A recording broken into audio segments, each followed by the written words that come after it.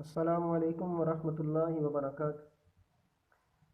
عزیز بچوں، گزشتہ سبقوں کے اندر ہم نے سورۃ التین کی آیت نمبر 1 سے لے کر 6 تک پڑھا۔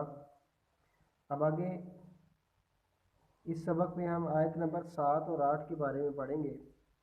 سب سے پہلے اسی طرح ہم ورڈ ٹو ورڈ یعنی لفظی ترجمہ کریں گے، اس کے بعد ہم با محاورہ یعنی سیدھا سیدھا ترجمہ کریں گے۔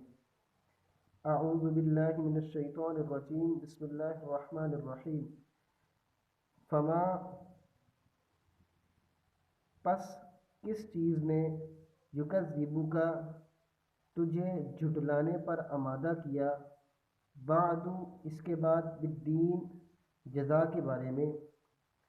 فما پس کس چیز نے یکذبک تجھے جھٹلانے پر آمادہ کیا، بعد اس کے بعد، بالدین جزا کے بارے میں۔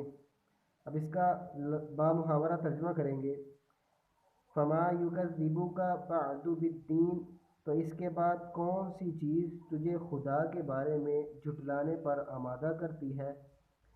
الیس اللہ، کیا نہیں ہے اللہ، باحکم الحاکمین، سب حاکموں میں سے بڑا حاکم۔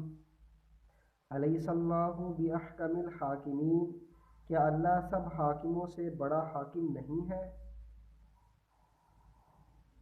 السلام علیکم ورحمۃ اللہ وبرکاتہ۔